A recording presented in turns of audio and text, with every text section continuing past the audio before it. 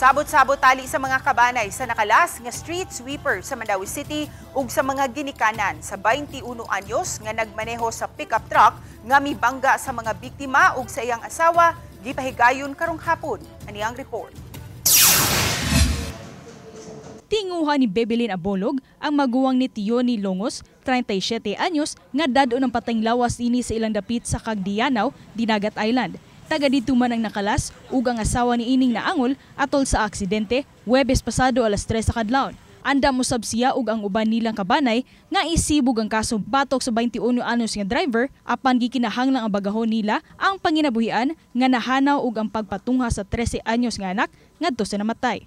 Murag ba ang danyos nila kung tanan gikan sa pagkahitabo hantod na mako plus ang pinaka-importante pud ang akong gusto ang akong kanang pag-umangkon nga makapa-eskwela. Ang kanang nagingamo ang kanang iyang anak nga bagahon jud na ilahantod mahuman ug kaning kuan kanang recovery sa iyang asawa nga persana na mga tambal.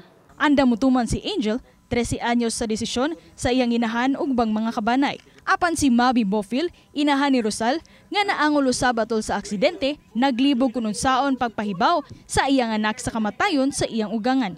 Isip anak unsa may imong desisyon kanang panitan mo decide na pamilya nga ato ilubong mong papa o niya kamo adto na sa man.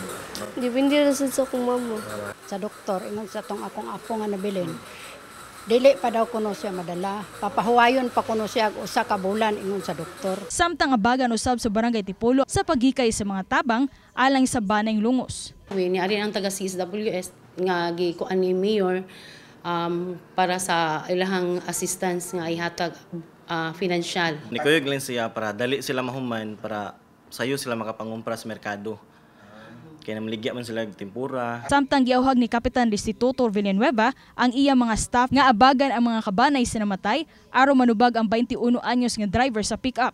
Gipasabot hinuon sa kapitan nga ang asawa ni Tioni nga si Rosal, 39 anyos, ang nagtrabaho isip street cleaner apan gitabangan lang siya sa iyang bana aron sa iyo nga mahuman sa trabaho. Hinuon, awhag sa kapitan aron malikayan ang susamang mga aksidente nga mahitabo sa umaabot. Ang bana gali katong namatay wa to'y labos trabaho.